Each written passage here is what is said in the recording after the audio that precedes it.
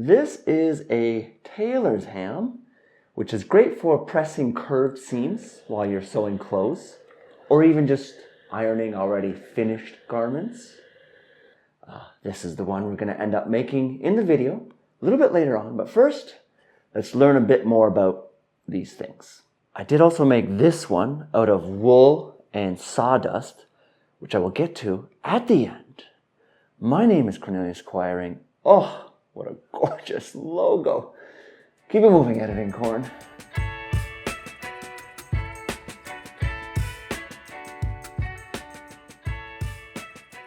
They come in all different shapes and sizes, but most commonly there's the hams and the sausages. You'll often see them having two different colors, and that's to indicate the different fabrics. The one side is often a cotton, which is for higher heat, more rigid things, and then the other side is often a wool, which is good for, well, wool and other delicate fabrics that require lower heat, like say silk. Personally, I made this one out of a linen, which is made out of the flax plant, and it can take the highest of heats. I like my rigid structural garments. Not really working with the silks, you know? You decide what makes most sense for you.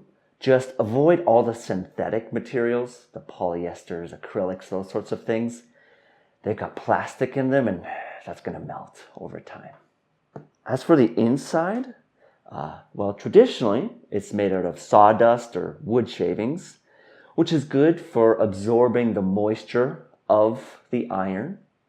It also offers a smoother and more firm surface. Alternatives are stuffing wool fibers in there. The easiest and cheapest solution, though, is to use all your old fabric scraps. However, a word of warning about this is that it will condense over time, so you may need to open it up again and shove in some more. But hey, you're reusing scraps, and that's good.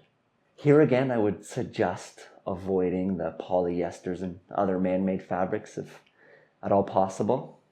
In terms of the shape, it's traditionally a ham shape, hence the name. For the pattern, it's sort of this egg teardrop type of shape. Sew it around, stuff, close up, done deal. I've gone with a slightly more complex shape, but I think it's worth it in the end. And let me explain. By making the pattern pieces asymmetrical, I've essentially introduced more curves for me to iron around. So for example, with the green on top, we've kind of got this upside down C shape happening here, but then with the white underneath, it's a bit more of a flatter curve. Along the top, again, we've got some slightly sharper curves to work with. And then at the bottom, we've got a generally more round shape. And so essentially, we're getting all kinds of different curves to play with when I need to iron for all the various curves that come up while I'm sewing.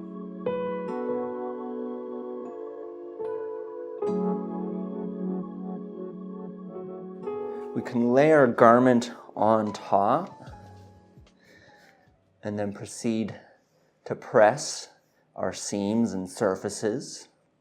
Alternatively, we can take it and just shove it in until it fits. Ultimately, the aim is to match a curve on here to whatever curve in the garment we're trying to press. This sausage one is good for putting inside of pant legs and other slimmer areas, and then pressing the seams without putting unwanted creases elsewhere in the garment. Enough of the yakking. Let's get to making a ham.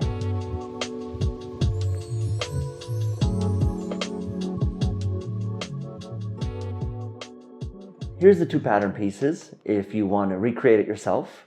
Webcorn, let's make it available as a PDF as well at this URL here that I've decided.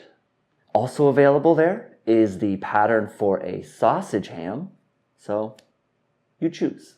I'm using a 1/2 inch of seam allowance. I'm going to fold my fabric in half. Start off with my top pattern piece, straight edge on the fold, trim it out. Now repeating with the bottom pattern piece, folding the fabric in half, aligning along the fold and trimming out.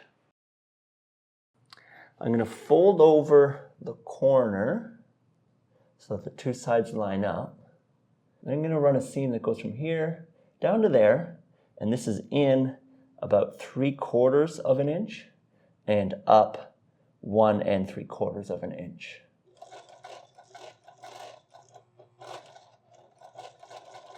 Something like that, and I have double stitched it because there's going to be a lot of tension.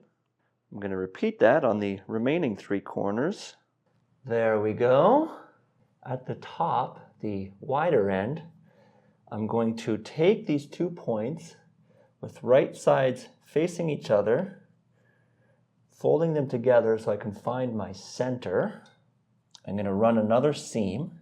I'm still going to go up 1 3/4 of an inch, but I'm only going to go in 1/2 inch. There we go. And same thing on the 2 sides. That gives us our bowl shape we need for the top, I'm going to press each one of these darts to lie nice and flat.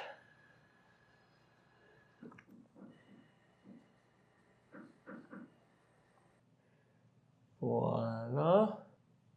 I've got this seam at the top here. That's the center.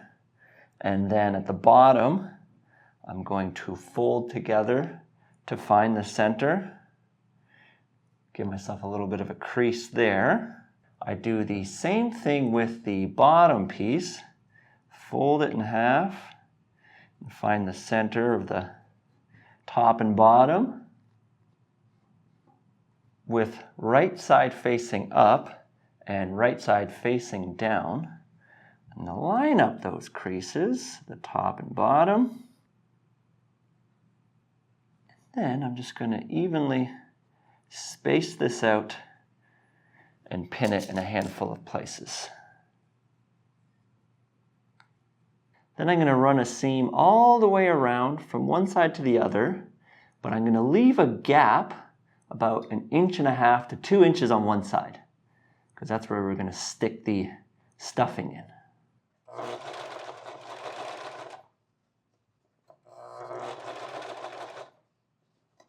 Look at that. And I did once again double stitch. There's my opening. That's what it looks like on the other side. In the curved areas, I'm going to snip little slots so that it folds nicer. Cut off any excess.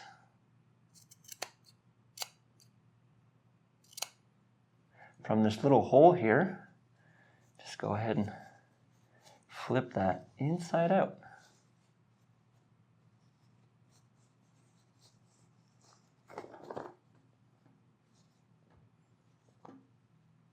To press the seams, I first sort of roll out the corners to get as close as I can to that seam, and then get in there with the iron.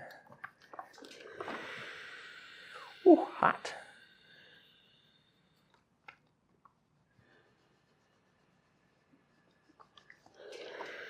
If you're going to use fabric scraps for the stuffing, the key is to chop it up into fine bits, and the smaller the better.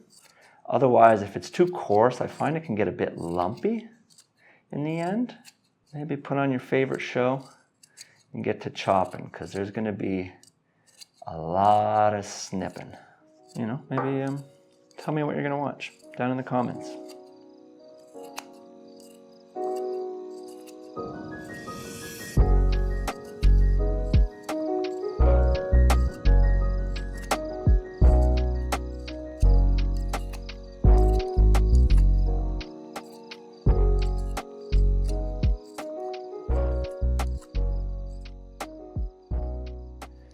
In they go.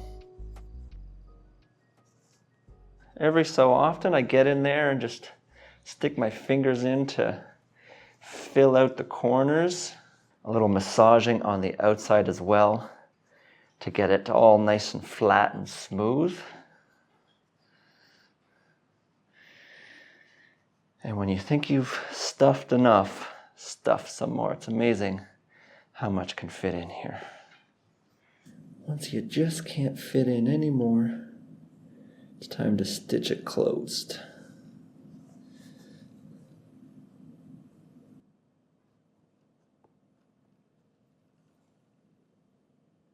And voila, we have ourselves a ham.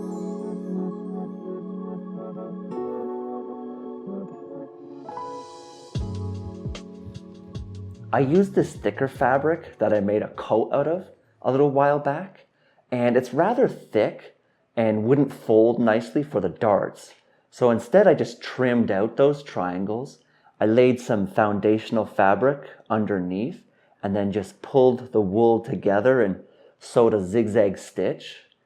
It's nice and solid and firm, but it's also just made for a smoother finish, which I really like. Underneath is a regular cotton twill, you know, the stuff you make chinos out of. If the fabrics are of a lighter weave, I'd highly suggest some sort of a lining on the inside for the sawdust.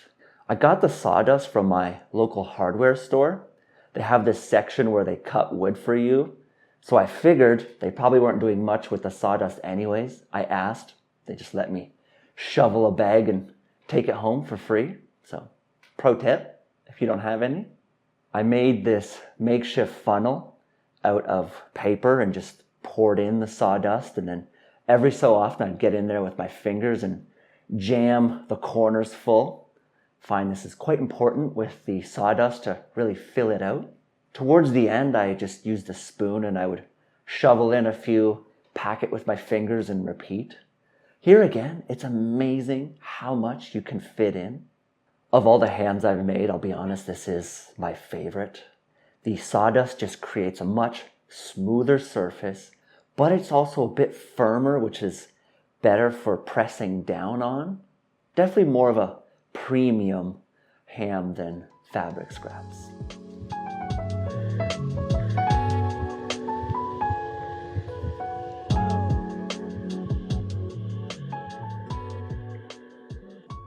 Tip of the hat to everyone who supports me on Patreon. And an extra special thank you to all of these top tier supporters. Thank you very much. There's a whole bunch of links down in the description you can check out. Something for everyone. And perhaps you want to watch this video next.